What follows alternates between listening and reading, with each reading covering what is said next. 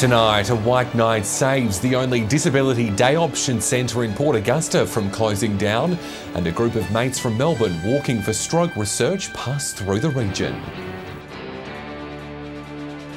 This is Southern Cross News with Fraser Goldsworthy.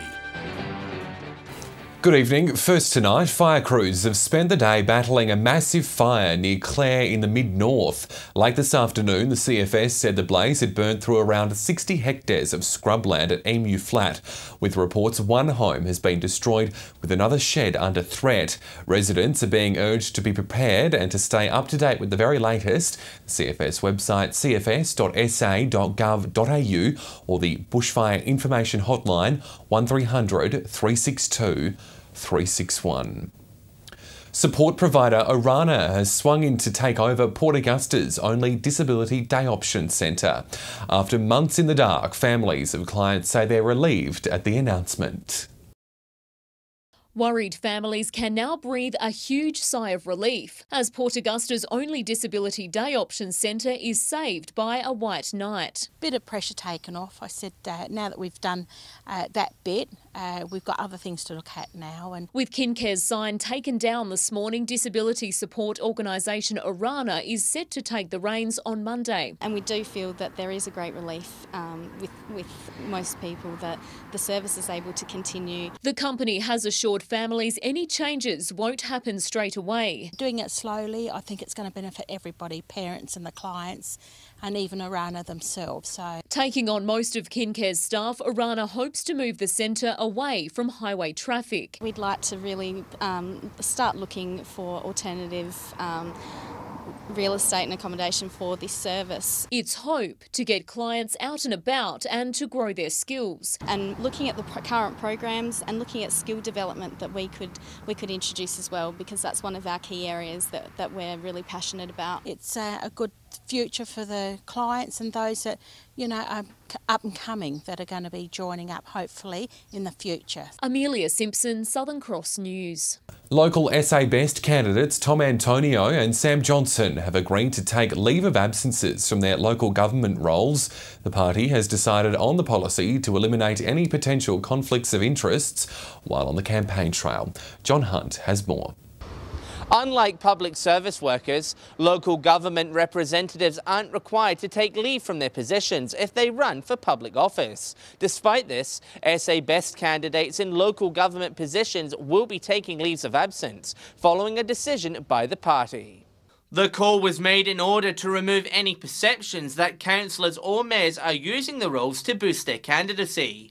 In our region, it means Port Augusta Mayor Sam Johnson and Whyalla Councillor Tom Antonio will be stepping away. Both have applied for leave from their respective councils until after the state election on March 17.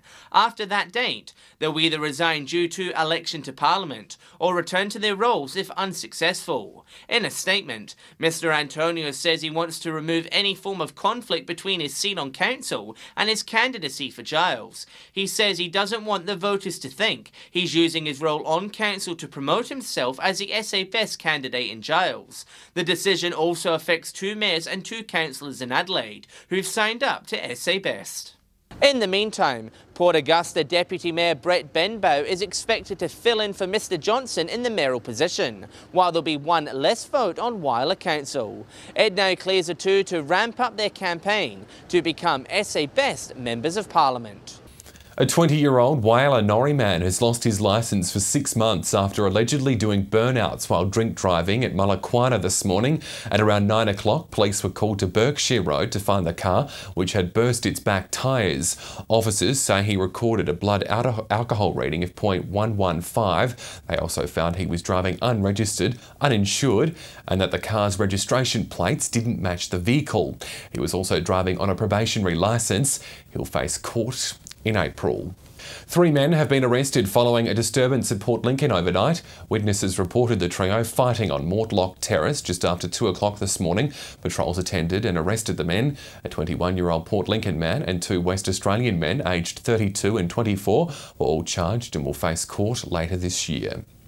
Two men have been arrested over a spate of graffiti across Kadina. Police launched an investigation after numerous reports of markings at the town's golf club, sport and leisure centre, as well as on a number of buildings at a school. The pair was arrested on Tuesday night after help from the public. The two 19-year-old men will face court in April. Recreational fishers could soon be netting their next catch at the Todd River Reservoir near Port Lincoln. But before it's opened up, authorities are still trying to determine what species of fish is suitable for the area. Freshwater fishers will soon cast off in the Todd River Reservoir, with the local community welcoming the plan. We do have quite a few good reservoirs and they're underutilised at the moment, and a lot of them aren't used for water catchment anymore as far as delivering to local towns. So to have a recreation side for the reservoirs is a fantastic idea. The Environment Department is overseeing the move, but there's a big catch. The species is the big question at the moment because of there's a bit of salinity within the reservoir. The water temperature is also a cause for concern, with certain species unlikely to survive the warmer months. Port Lincoln High School students are playing an important role in the decision, conducting an assessment to pinpoint the right fish. That's going to be the tricky one, whether it's going to be a species of salmonid, which is unlikely, like a trout. More than likely it'll be a native species of some sort. Just weighing up at the moment the water conditions that are out there and what's going to be suitable. It's expected to be a tourism draw card for the region and follows the decision to open up other reservoirs across the mid-north. It's a different style of fishing. You don't get big catches like you do in the saltwater, but you certainly work harder for the couple of fish you get, and it is a very rewarding style of fishing. The department expects the reservoir to be open to the public by the middle of next year. Jason Kemp, Southern Cross News. After the break, we meet the group of mates from Melbourne walking across the country for stroke research.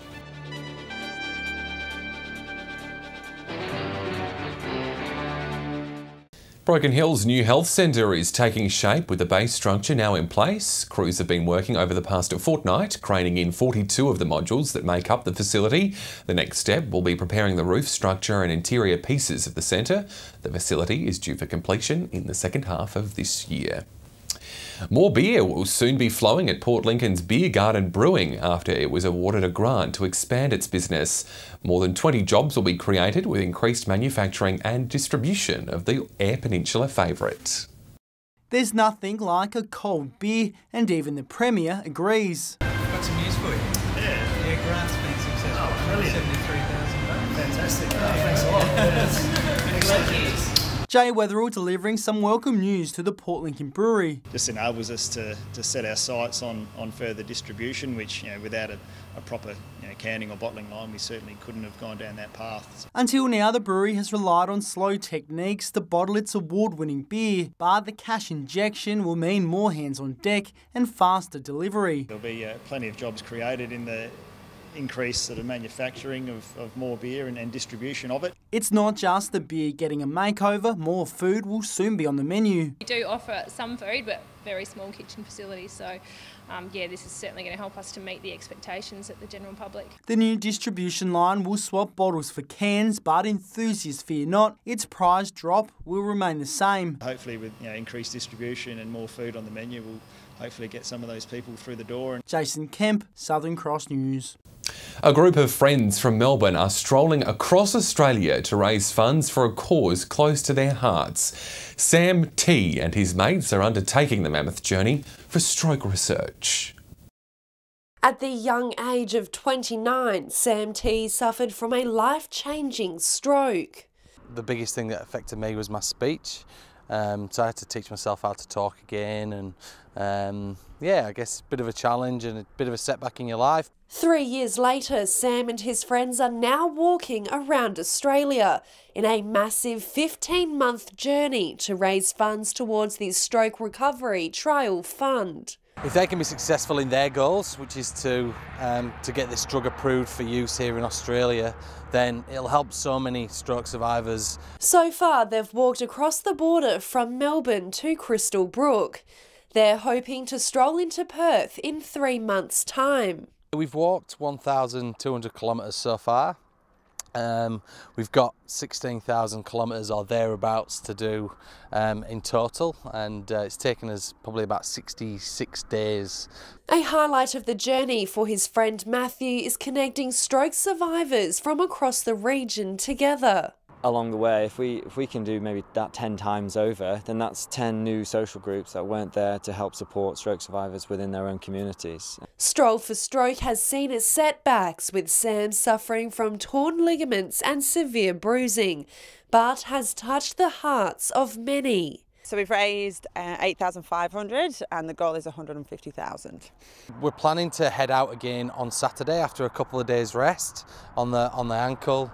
We'll be heading from Crystal Brook to Port Germain on Saturday. Rachel Nell, Southern Cross News. Whyala's Cuttlefish Drive has received a facelift as part of the Northern Coastline Master Plan. The project aims to make the winter pilgrimage a little more comfortable. The giant Australian cuttlefish is attracting more people to the Point Lowly coastline every winter for a glimpse at the mysterious creatures. But a previous lack of facilities left a lot to be desired about the icy pilgrimage. It is a cold time of year and it's not for the faint-hearted. Whyala Council and the Natural Resources Board have teamed up to improve what's on offer at Cuttlefish Drive. New shade areas and windbreaks have been constructed to provide some shelter from the wind and water. New toilets are also in the pipeline. And this really gives people that are snorkelling and diving out here and an opportunity to be a bit more comfortable. The project was undertaken after the Northern Coastline Master Plan identified a need for better facilities for divers. Really enhances that economic, social and environmental benefit that this sort of thing can bring. The new amenities are in place in time for this year's diving season. Be able to sit down and have a drink before or after they've been diving, and they've got some, great facilities where they can keep their gear. John Hunt, Southern Cross News. After the break, the art exhibition bringing an island inland. The details next.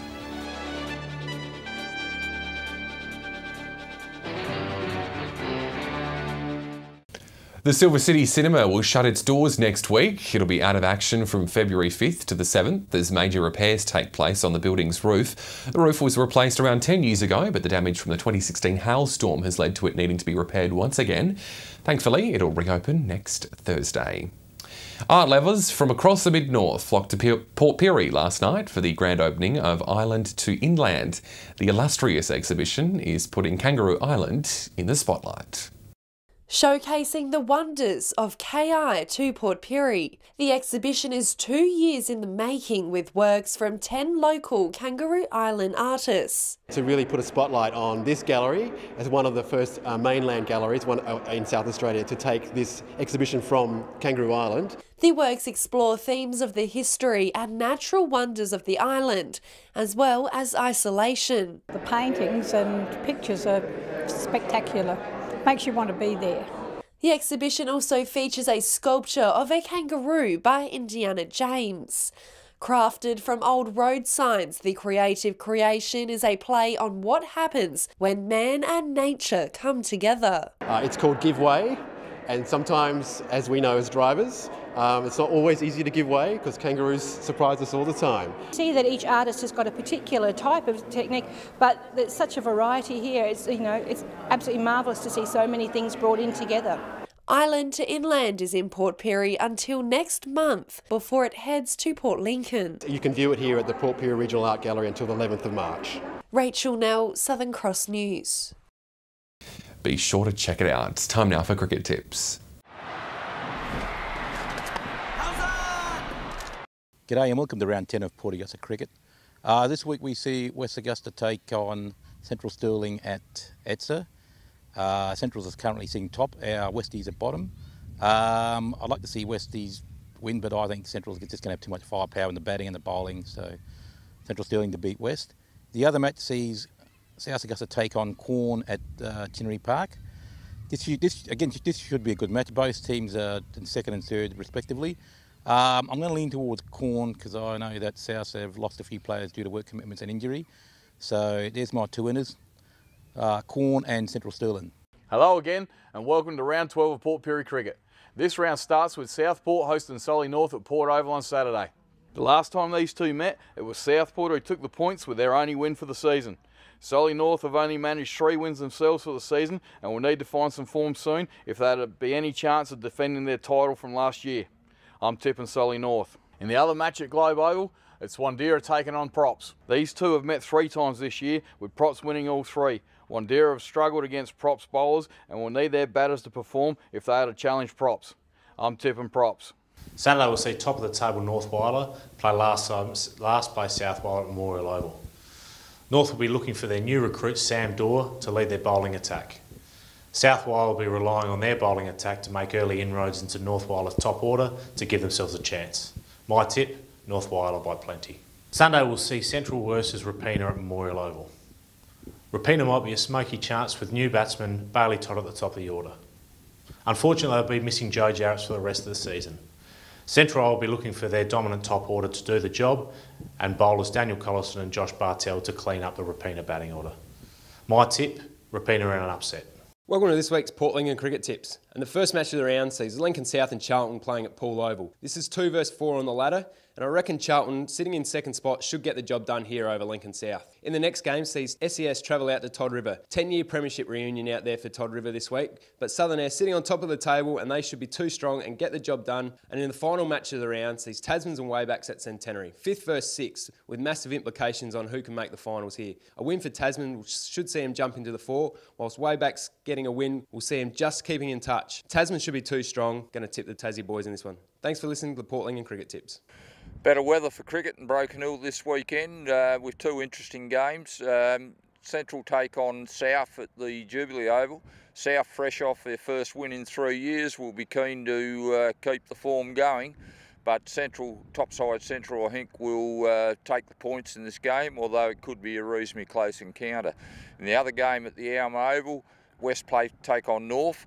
Very interesting game, where not much between the two sides. Much will depend on Tobias Hack and Cody Howard for North, the amount of runs that they can get. But West at the moment, you would have to pick them on form to take the points. Good luck to all the teams. Now time for the weather. Here's Amy, and Amy, is the hot weather here to stay? Indeed it is, Fraser, with temperatures creeping up around the Spencer Gulf for the first time in a few days. I'll have all the details next. Welcome back. The warmer weather returned in Port Augusta, 32 the top there today. Similar conditions in Whyalla reaching 30, while it was a little cooler in Port Lincoln with temperatures hovering around the mid-20s. Meanwhile, temperatures crept into the low 30s for all other centres. Checking the satellite now, and the possible storms and light rain over the state's south and central areas is due to an upper trough passing over. Patchy cloud along the southern coastline will also bring light showers. And if you're planning to cool off on the waters tomorrow, there will be easterly winds shifting southeasterly and up to 25 knots. Seas will reach 2.5 metres and the sun will pop up at 6:41. Taking a look at conditions for tomorrow, and Port Augusta will reach 35, while it will be a few degrees cooler in Port Lincoln with a top of 29. Temperatures in Whyalla will creep into the low 30s, while Woodner and Corn will all hover in the mid 30s also. Meanwhile, Broken Hill is in for a sunny day and a top of 33, with temperatures ranging in the 30s in all other districts. Looking ahead into next week, and the sun will stick around in Port Lincoln with temperatures creeping back up into the 30s, 31 on Tuesday. Sunny conditions also set for Cleve as it reaches 34 next week, while Woodner is in for a scorching 39 on Tuesday after temperatures hovering in the high 30s over the weekend. Further up the Gulf, and the warmer conditions will also be hanging around, with Whyalla in for a very hot 37 on Tuesday. Temperatures in Port Augusta will reach the high 30s, while Kadina will hover in the mid 30s with 35 on Monday and 36 on Tuesday. Port Pirie will also see a top of 38 on Tuesday, while Clare will reach 35. And after some cooler days, Broken Hill residents will see the return of the warmer weather, reaching 35 on Monday and 37 on Tuesday. So Fraser, after some relief from the heat, the summer weather is set to return in the Spencer Gulf. Just in time for the weekend. Thank you, Amy. And that's the local news this Friday. Thanks for your company. We'll see you on Monday. Enjoy your weekend. Good night.